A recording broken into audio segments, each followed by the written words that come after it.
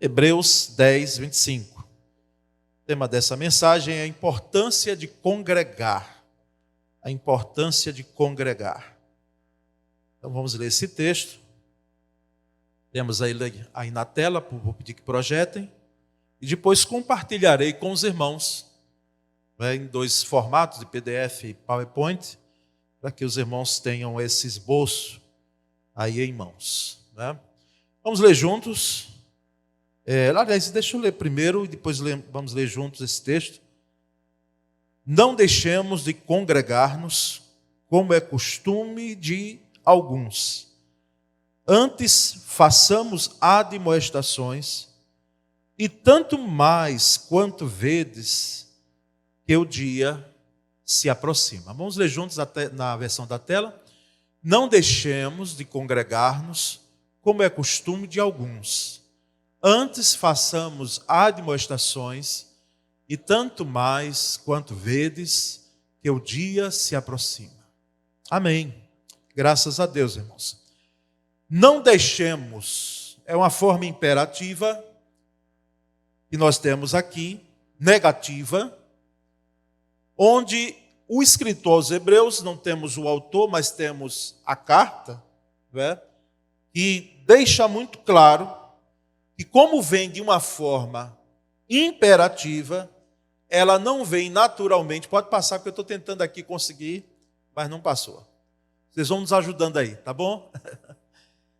Ele não traz sugestão, não faz um conselho. Nós entendemos que a palavra de Deus, para nós, é regra de fé e prática. Então, o conselho, quando vem com conteúdo bom, é bom. Sugestão também é boa. Só que nós precisamos entender que a palavra, ela não sugere, palavra de Deus, as escrituras sagradas não sugerem, e ela mais do que aconselham. Tem conselhos, mas para nós vai muito mais do que isso. É eu diria, mandamento, é uma ordem, nós devemos cumprir. Então não deixemos de congregar. O escritor está deixando claro aqui, e esse deixar, fui ver na língua que foi escrito essa carta, não é? O Novo Testamento, em grego, quer dizer enkataleipo. Por que nós trazemos o sentido, às vezes, desses termos gregos, para trazer luz ao que o escritor quis dizer? Porque aqui o sentido, irmãos, de enkataleipo, é de abandonar. Esse deixar aí, ele tem o sentido de abandonar. Inclusive no estatuto e no regimento de nossa igreja, nós temos lá, claro em seus artigos, de que se o membro, nós não temos conhecimento, contato nenhum, porque tem gente que às vezes deixa mesmo, e na troca de celular, de aparelho, ou até de residência, aí não comenta com ninguém, não deixa nenhuma informação, para que se chegue à liderança, e por mais de um tempo considerável, o regimento interno diz 6 meses, sem nós termos nenhum comunicado, como se está doente, se está bem, se não está podendo vir, se viajou. Então a igreja pode desligar do rol de membros, tendo como abandono.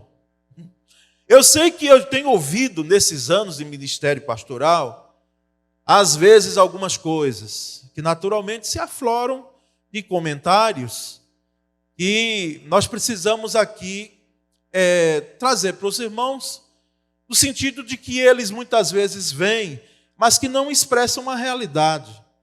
Porque nem eu, nem pastor nenhum, nenhuma liderança e nenhum crente, graças a Deus, nós não temos a capacidade de adivinhar, porque adivinhação não é coisa bíblica. Então, nós precisamos da informação, não é? De quem se encontra impossibilitado de vir, uma vez que não temos, se não tivermos o contato. Quando temos o contato e sentimos ausência, vamos atrás. E alguns irmãos cooperam com isso para que chegue a informação. Mas percebemos então, irmãos, que esse deixar aqui é abandonar. E traz um sentido também para quem serviu aqui as Forças Armadas, não é? De desertar. Desertar é aquele soldado que abandona a sua tropa e abandonar a tropa para as Forças Armadas é algo muito grave. É muito grave. Então, esse sentido de deixar aqui, não deixemos a nossa congregação, é o abandono, é o desertar. São irmãos que, às vezes, na trajetória da caminhada cristã, eles abandonam o caminho. Eles deixaram o caminho. Viemos falar no início da pandemia que quando a igreja voltasse, depois daqueles 8 meses, né, onde nós tivemos reclusos totalmente ali, saindo o essencial, o excepcional, e eu vi alguns colegas pastores e outras pessoas dizendo, olha, vai ser um boom, né, quando nós voltarmos, a muita gente. Eu na realidade, a gente não sabia. Eu até quando eu vi, eu glorificava a Deus, eu disse, amém, que seja assim, não é? Que seja assim. Teve gente que na realidade teve muita sede de Deus, gente que pelas redes sociais nos acompanharam aqui. Eu tenho encontrado gente em Aracaju que quando vê o meu rosto diz, o senhor é pastor da primeira igreja, eu estou ouvindo o senhor. E ouvi na pandemia as suas pregações, os grupos de louvor, acompanhei os cultos da igreja, e gente também que cooperou financeiramente, entregando aqui ofertas, dízimos, que às vezes o Edson me mandava e disse, pastor, conhece, é mesmo da igreja? Eu disse, não. É gente que cooperava, sem sabermos quem é, e que nos acompanhou. Mas o fato também, irmãos, esse é um lado, o outro lado, é que alguns irmãos nossos, eles não voltaram. E eu não sei se voltarão. Porque assim, para o membro de igreja, é preciso que se entenda e que se dê um tempo para a pessoa decidir se quer caminhar conosco. O desejo nosso é grande, de que estejamos juntos. Mas se por motivos, muitas vezes, até da troca da igreja, de ir para outra igreja, o fato seja Deus se entender assim, embora queremos que fique, pode ir, meu irmão. Mas, meus irmãos, se for uma questão de esfriamento espiritual, como eu tenho percebido em alguns, e temos feito contato sim. E a resposta, às vezes, é, olha, pastor, queremos voltar, vamos voltar, mas ainda não voltaram alguns. Não se trata de irmãos que estão impossibilitados hoje de poderem estar conosco cultuando por questões e que não têm condições de subir essas escadas, de poder estar conosco aqui, de virem à igreja. Mas são irmãos que deixaram e que parece que está se configurando que eles deixaram de estar conosco, deixaram de congregar. E o fato, irmãos, é que alguns crentes, isso antes mesmo da pandemia, peregrinam de igreja em igreja, de culto em culto, semana após semana, de forma presencial e pela internet, nesses últimos anos principalmente, mas não criam raízes em nenhum lugar. Olha, crente, quando ele sai de um lugar, às vezes é transferido pela empresa, questões de trabalho ou outras. Quando ele sai de um lugar e ele procura logo filiar-se a uma igreja, participar da igreja, quem sabe dar aquele período necessário, sim, de sondar, de ver se a igreja se coaduna, não com os interesses dele, porque é algo muito perigoso. Eu querer gostar de um culto, gostar de uma igreja, porque ela me satisfaz. O pastor prega o que eu gosto, o louvor assim é impecável, não é? Então é isso aí, os irmãos sabem que nós, se formos por aí, não vai dar certo nunca. Nós estaremos sendo consumidores da fé. Mas é preciso que a pessoa sonde A palavra, como às vezes temos ouvido aqui, nos alegra muito. Olha, uma igreja que procura pregar a palavra, e nós queremos mais do que pregar a palavra, nós queremos viver, devemos viver a palavra, prima pela escola bíblica e outros valores que nós temos. Mas, irmãos, o fato é que quando não há essa postura, às vezes a pessoa fica pululando em igreja, vai para uma no final de semana, e quando vai sistematicamente para a igreja. Porque pode ser, eu aproveito para alertar aqui alguns irmãos, não é? Que eu não vejo problema nenhum de você tirar um final de semana para você e para a sua família e você descansar. Para os que têm uma casa de praia, um sítio, vão, meus irmãos, não tem problema nenhum. Agora, se isso criasse uma sistematização, você vai notar e vai perceber que o seu corpo, ele vai querer, há uma outra natureza que vai dizer, olha, eu tenho direito de poder descansar, e aquilo que era esporádico se torna a ser costumeiro. E todo final de semana, a sua alegria não será em estar cultuando ao Senhor conosco, não. Vai ser de estar nesse lugar, e os filhos vão, né? Pequenos, adolescentes, e depois eu aproveito para lembrar você que você não reclame lá na frente se os seus filhos chegarem a não gostar da igreja, não quererem vir para a igreja, ou se desviarem dos caminhos do Senhor. Eu sei que você pode estar dizendo, pastor, não diga isso, porque é possível que eles permaneçam no Evangelho, mas você vai estar cooperando. Você vai estar cooperando. De alguma maneira, porque o lazer é bom, a casa de praia é boa, o sítio é bom, o final de semana que você tira, como nós pastores, às vezes tiramos com uma agenda apertada, mas tiramos, se não tirarmos, nós enlouquecemos. É bom, mas cuidado se isso não ficar todo final de semana. Em relação à igreja, irmãos, olha, esses 2 domingos que eu não vim à noite, nós pudemos estar um pouco acompanhando aqui também os cultos pela internet, mas aquele dedo vai, querendo ou não, para outras igrejas. E aí a gente vai vendo que uma está, a outra. Quando se tem a maturidade de procurar algo sólido, uma igreja que se prega a palavra de forma virtual até, mas com um clique você muda. Com um clique você muda se você não gostar, e péssimo será se nós trazermos, e parece que é o que tem acontecido em certo grau, trazermos isso para uma realidade presencial. Então eu deixo de caminhar junto, porque existem outros atrativos. E, irmãos, quero trazer essa palavra no sentido de que, nessa manhã, trazermos alguns aspectos, alguns valores, alguns princípios da importância do congregar. Não é? Pode passar o slide adiante, André. Prestar publicamente louvor e adoração a Deus. Por que é que nós nos congregamos?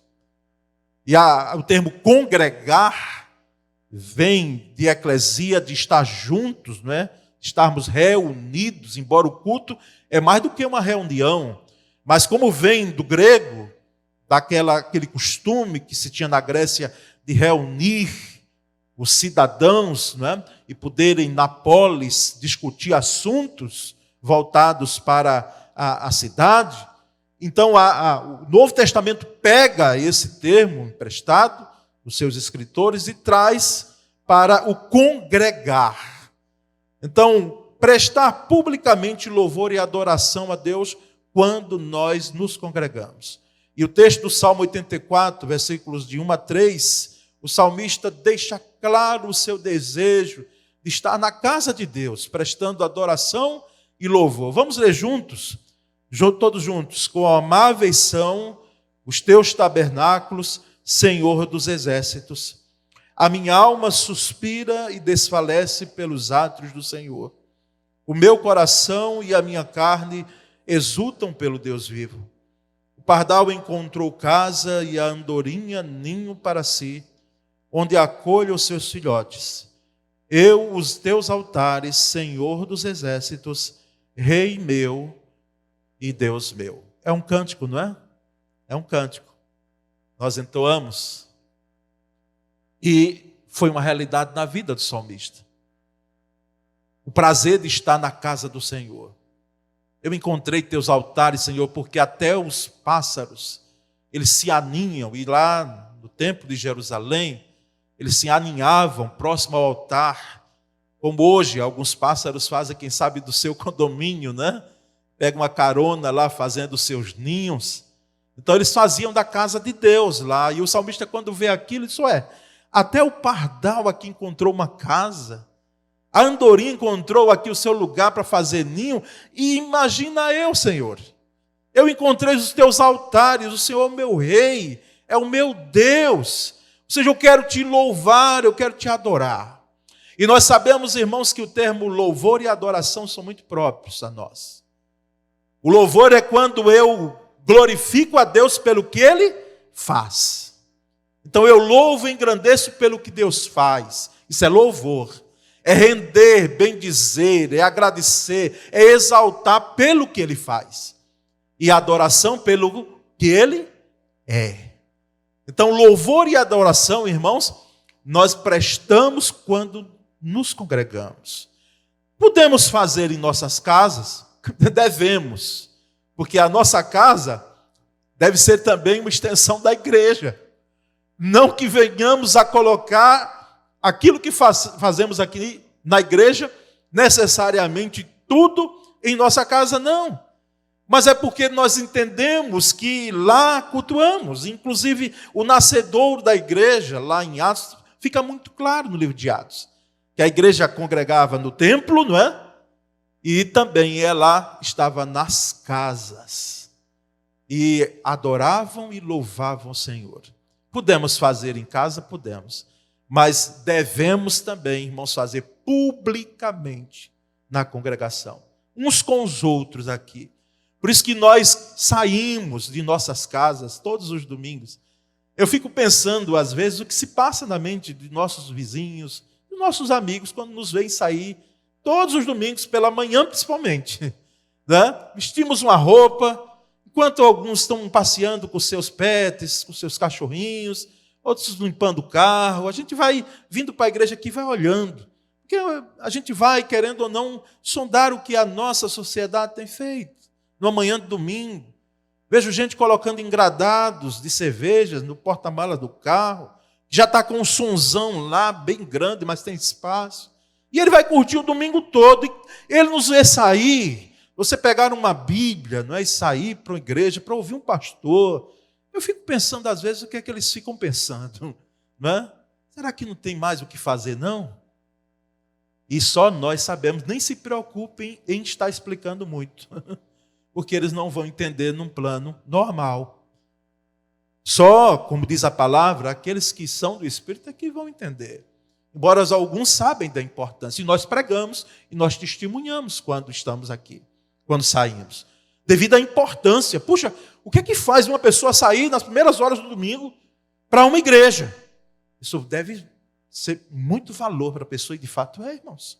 Então nós estamos aqui prestando publicamente louvor e adoração a Deus. Esse é um primeiro aspecto que eu quero destacar. E também o texto de Colossenses capítulo 3, versículo 16, o apóstolo Paulo escrevendo, ele diz: habite ricamente em vós a palavra de Cristo, instruí-vos e aconselhai-vos mutuamente em toda sabedoria, louvando a Deus com salmos, olha os integrantes do louvor e da adoração, com salmos e hinos e cânticos espirituais, a palavra já veio lá primeiro, com gratidão em vosso coração.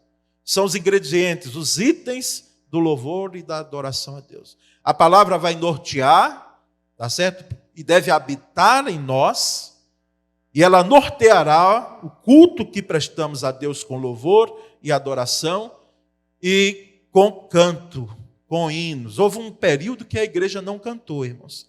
Só o sacerdote cantava, né? Só aquele que estava à frente cantava. Um período difícil da igreja, porque eu fico imaginando a ausência de música em nossos cultos hoje.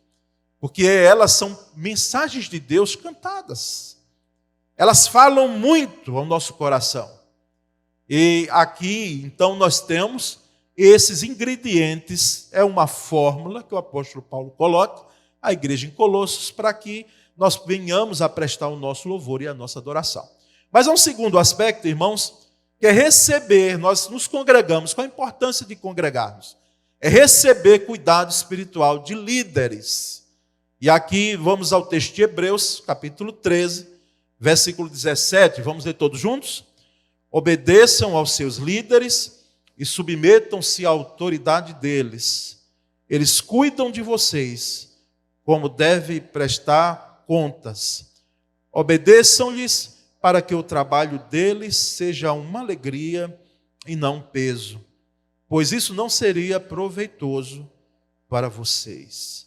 Receber cuidado de líderes, irmãos, que vai além, é claro que no primeiro momento e essencialmente cuidado pastoral.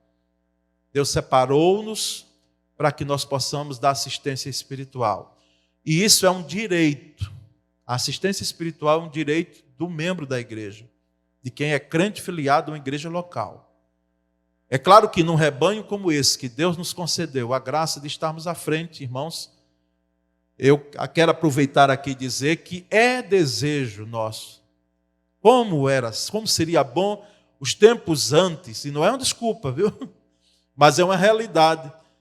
Nós termos a capacidade de visitar todos quando nós estávamos à frente de congregações, às vezes até mais numerosas que nós tivemos à frente, mas que dava tempo durante o ano todo de visitar-nos os membros da igreja e sentar para tomar um café, né? Para comer uma tapioca, para comer um bolo com café. Irmãos que com tanto carinho nos recebiam, não é? E ai de nós se não comêssemos alguma coisa quando saíssemos dali, que é como se fosse assim uma grava ao que estava sendo colocado, né? Então, quando assumimos um rebanho numeroso, e eu fico pensando em igrejas hoje, igrejas batistas, que tem 5.000 membros, 6.000 membros aqui no Nordeste. Igrejas hoje, batistas que têm esse quantitativo. Eu pergunto a você pensa, meu irmão, que esse pastor que é líder, ele terá condições de visitar todos os membros? Não terá. Mas é como eu disse, a liderança, não é? E aproveitando aqui, porque às vezes a gente ouve, olha, o pastor visita pouco. Irmãos, mas não teve uma pessoa, que dissesse, pastor, eu preciso do Senhor. Eu estou precisando. Posso até demorar em responder a sua mensagem de WhatsApp. Posso até demorar e alguns sabem, pastor, dê misericórdia, responda logo. Né? Aquela agonia e não sabe quanto chega. Mas posso até demorar alguns dias.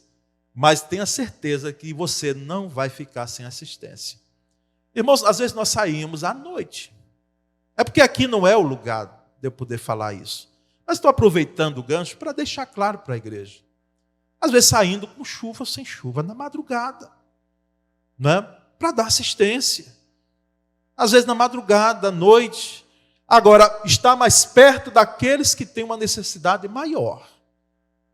Com exceção, irmãos, desse tempo de pandemia, no sepultamento da irmã Osana Bonfim, que eu não tive condições porque estava também com a Covid-19. Tive condições de ir. Pastor Jabicílio foi que esteve no velório, no sepultamento, mas fiz um texto da família, visitei a irmã Osana dias antes, no dia do seu aniversário, no dia de domingo, em junho, ela disse, a Leide diz, diga ao pastor que vem aqui, eu quero vê-lo, porque todos os anos, nós sentávamos com a família dela para celebrarmos o aniversário da irmã Osana Bonfim, que já nos deixou.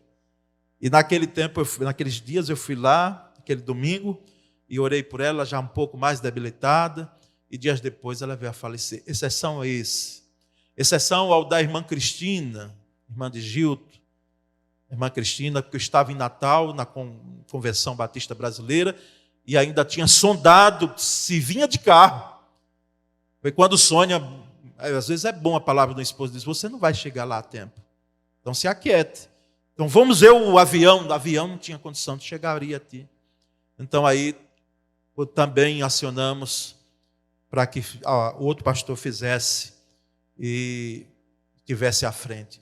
mas os outros, todos eles, nós tivemos participando. Por isso que naquele dia que a Misebe, foi no ano passado, Raquel, né? Prestou aquela homenagem aqui, eu chorei com o menino, irmãos. Porque faz assim um giro de todos os momentos que você vivenciou. Desde o primeiro, do irmão Domingos Ramos, quando nós tínhamos pouca gente para pegar o caixão dele, que foi sepultado na cidade de Japaratuba. Eu, a esposa, que é missionária, e mais 3 mulheres. Eu cheguei a dizer a Sônia, digo, Sônia, você se prepare, porque você eu acho que vai ter que ajudar também, porque era longe. Os irmãos já viram aquela coisa que tem que andar lá para dentro, não é? Caixão todo envelopado, aquela coisa. E desde esse até o último que partiu aqui, e os que têm partido, nós temos procurado. Visitamos irmãos em UTI. Não é? Um tempo desse ainda ouvi alguém reclamando, pastor, visita. A visita. Eu digo, minha irmã, você não está na UTI, porque se tivesse eu já tinha ido. Então dê graças a Deus que tem gente pior do que você. Então, irmãos, assim, a assistência espiritual, para nós não nos demolgarmos muito, ela precisa ser de forma pontual nesse momento. Agora, o que entristece muitas vezes no nosso coração é saber que você está sofrendo sozinho, sem você dar o grito. Pedir o SOS, seja pastoral ou alguém que Deus colocou aqui. Porque Deus é tão bom que colocou gente na igreja e dá suporte espiritual quando eu não tenho condição, e outros pastores, por mais que queiramos, de estar em todos os lugares e estar junto de você, né, muito mais perto. E o texto de Hebreus, irmãos, ele chama a atenção, diz, olha, obedeçam seus líderes. Obedeçam, Deus lhe deu autoridade, ou seja, a autoridade pastoral qual é, irmãos? Não é da voz do pastor, não é a forma que ele fala. A autoridade pastoral é a autoridade das Escrituras. Por isso que todo pastor precisa conhecer as Escrituras, porque a nossa autoridade advém das Escrituras. E nós precisamos viver as Escrituras para que nós possamos orientar o rebanho, e esse é o grande desafio. E o escritor vem e diz, olha, eles cuidam de vocês como quem deve prestar contas, e vamos prestar contas. Mas nós vamos prestar contas, irmãos, daqueles que Deus nos confiou e submeteram à orientação pastoral. E puderam ouvir o aconselhamento pastoral, porque às vezes, confesso aos irmãos, nós paramos e pensamos se de fato é ovelha ou não. Porque a conduta é incoerente. Porque a ovelha, ela se submete. Não é que ela vai fazer tudo que o pastor quer, em hipótese alguma. Mas ela ouve, ela atende, ela olha, percebe que aquela palavra vem de Deus, com a unção de Deus, sobre o olhar de Deus nas Escrituras, para trazer vida. Mas nem sempre logramos êxito. Nem sempre temos. Para que, o escritor diz, para que não seja um peso, para que eles façam esse trabalho com alegria e não um peso, pois isso não seria proveitoso para vocês. Peso. Meus irmãos, receber cuidado espiritual de líderes, nós estamos aqui para isso. Porque a igreja vai muito além, a igreja local, ela vai muito além do que aqui esse local que nós estamos, a Piba. Rua Lagarto 646. Vai muito além, não é? Onde você está, querendo ou não, você está representando o PIBA e eu também. Nós vamos em um outro aspecto, irmãos, em relação à importância de congregarmos, não é? Uma igreja local, é receber apoio e encorajamento na caminhada cristã. Apoio e encorajamento. Em Hebreus 10, 24, vamos ler juntos esse texto? E consideremos-nos uns aos outros para incentivar-nos ao amor e às boas obras. Irmãos, o compromisso de se tornar membro de uma igreja local assegura ao crente, como eu coloquei aí, que a sua fé não é um empreendimento privado. Não é uma caminhada, e não deve ser uma caminhada solo. Não deve ser. Não é um empreendimento de você sozinho. Você precisa estar junto.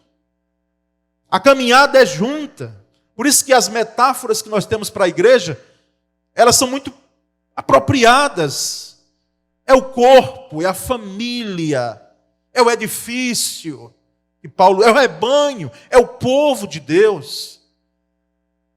Então ninguém pensa que sozinho você vai poder ter encorajamento e apoio nos momentos difíceis da vida, nos momentos ruins que nós precisamos.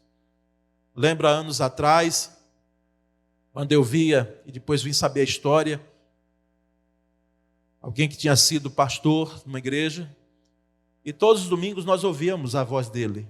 Ele fazia o culto dele sozinho em casa. A esposa saía para a igreja, os filhos, e ele cantava os hinos, ele mesmo lia a Bíblia, a voz alta, aquela voz bonita, sabe, daquele barítono, né, cantando. E depois, conhecendo os melhores dos vizinhos, viemos saber que aquele homem, ele sofreu muito no ministério. Acusaram algumas coisas em relação à vida dele, à conduta dele, que não puderam ser provadas. E pastor se frustra também, viu? E ele se frustrou com o ministério, e ele deixou.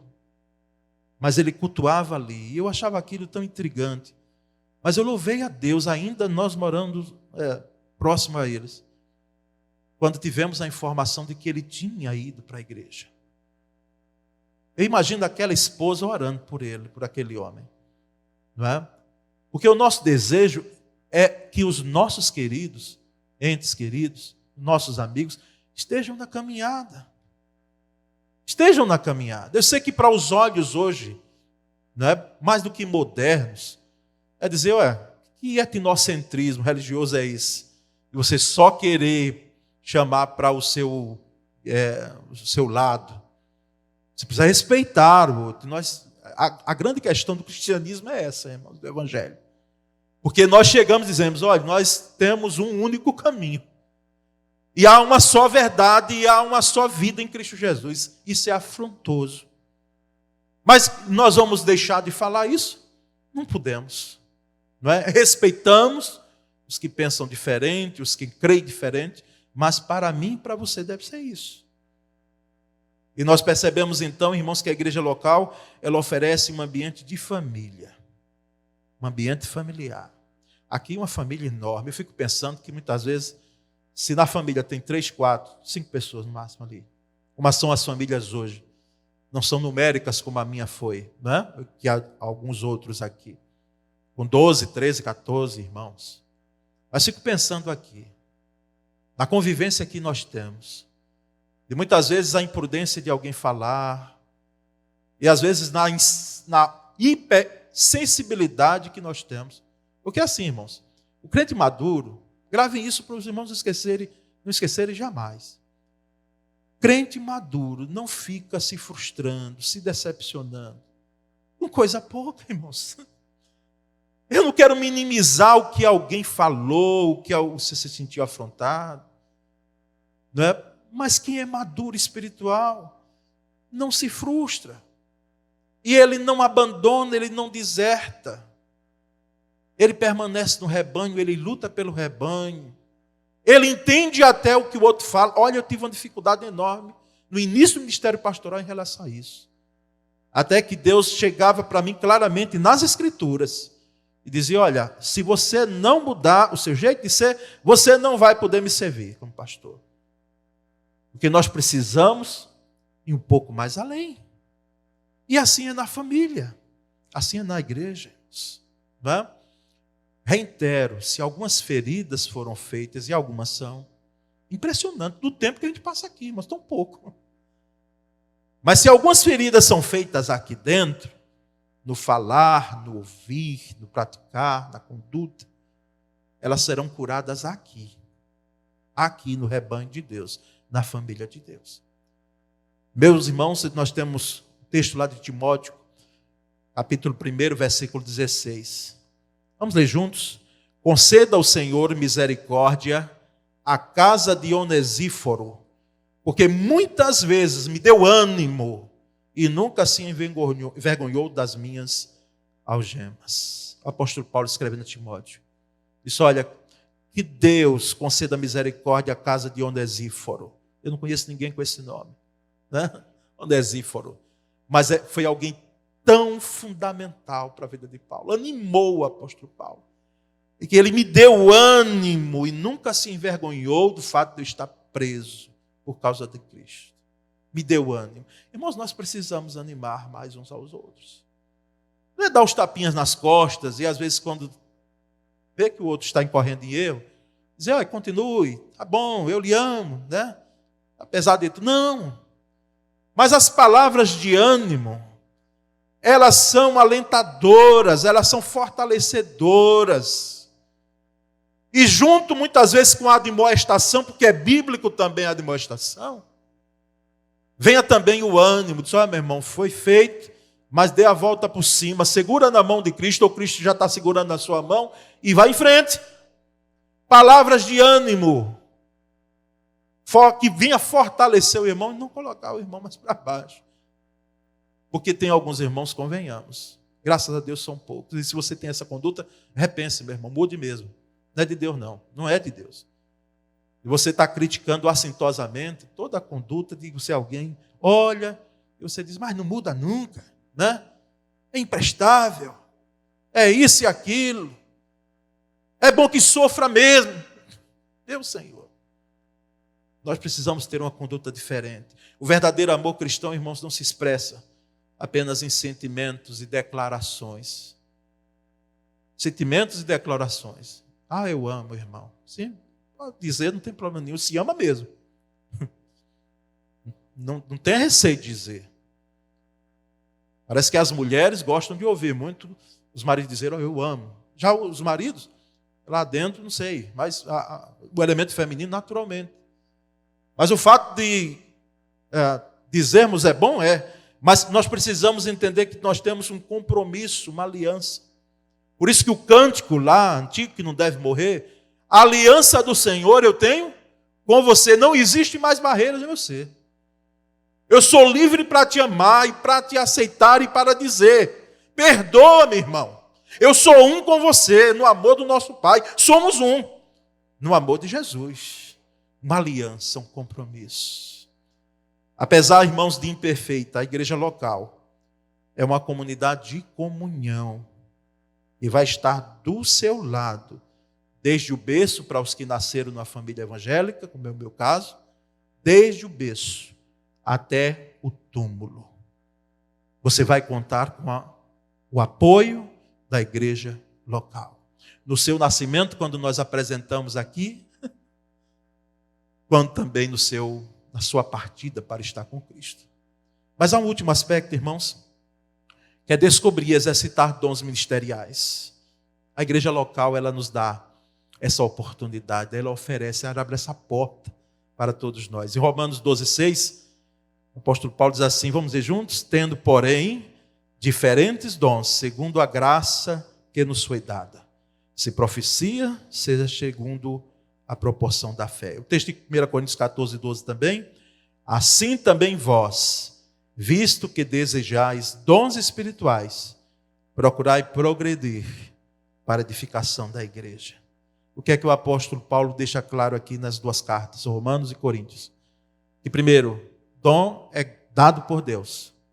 Talento você tem com habilidade, você treinando, você queimando suas pestanas para ler, para se preparar, para se capacitar, mas dom é dado por Deus. Segundo, o dom que Deus lhe deu não é para você, e muito menos para você se autoglorificar. Olha, eu tenho o dom, tal, disso, daquilo. Não, é para edificar a igreja, para edificar. E nós vamos, irmãos, a algumas considerações finais, rapidamente. Primeiro, a fé cristã não se resume a crer apenas. É bom crer, mas também inclui o pertencer. O sentimento de pertencimento que cada um de nós estamos nesse tempo fazendo a história de nossa igreja, nós possamos ter. Sentimento de pertencimento. Por isso que quando às vezes você fala assim, é porque esta igreja, já viu gente dizendo assim? Esta igreja, não, a minha igreja, eu sou a igreja. Eu estou no meio, então eu pertenço ao corpo. Esse é um primeiro aspecto. Segundo, uma consideração final, com quanto compromisso que alguém assume com Cristo, seja algo individual, e compromisso individual com Cristo, alcançado pela graça de Cristo individualmente. A rede é lançada, como nós pregamos aqui domingo passado, mas a vinda, o alcance é individual, a resposta disso é individual. A fé cristã nunca, irmãos, pressupôs uma vida solitária, uma vida de ermitão, mas sempre uma atitude solidária, em conjunto, na eclesia, no grupo, no corpo, na fogueira. Porque, reitero, que ovelha distante do rebanho é refeição de lobo. A fagulha da fogueira, o carvão incandescente longe do fogo, ele vai se apagar inevitavelmente. E terceiro e último, na igreja local, a interação entre seus membros estimula a fé, refina o caráter e constrói a confiança e o respeito. Essa interação nossa traz esses valores. Constrói o caráter, refina, não é? Fortalece a nossa fé. Puxa, eu não estou sozinho, que bênção. Louvado seja Deus, tem gente comigo. Oh, Senhor, muito obrigado. E constrói confiança uns nos outros. E às vezes, dependendo da intimidade que você tenha, você abrir o seu coração e dizer coisas íntimas. E pedir oração de forma muito mais particular, muito peculiar. E também o respeito uns pelos outros que nós devemos ter. Respeito. Então, irmãos, finalizamos aqui trazendo essa palavra à igreja. E possamos ser edificados pela graça dele. E possamos continuar entendendo a importância de congregarmos, não abandonando, não desertando a nossa congregação, como alguns têm feito. Amém, meus irmãos? Vamos ficar em pé com a bênção, oração e bênção. Estaremos encerrando o culto dessa manhã. Senhor, muito obrigado nessa manhã, por estarmos aqui congregados. Obrigado, Senhor, porque aqui nos reunimos para adorar, para louvar, para edificar, para que possamos evidenciar os nossos dons. Nós estamos aqui, Senhor, para ver que não estamos sozinhos nessa caminhada. Muito obrigado, Senhor, pela graça que temos de participar de uma igreja local. A bênção que essa igreja, que os nossos irmãos têm sido em nossas vidas, Pai.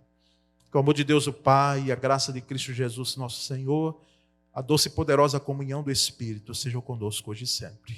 Amém.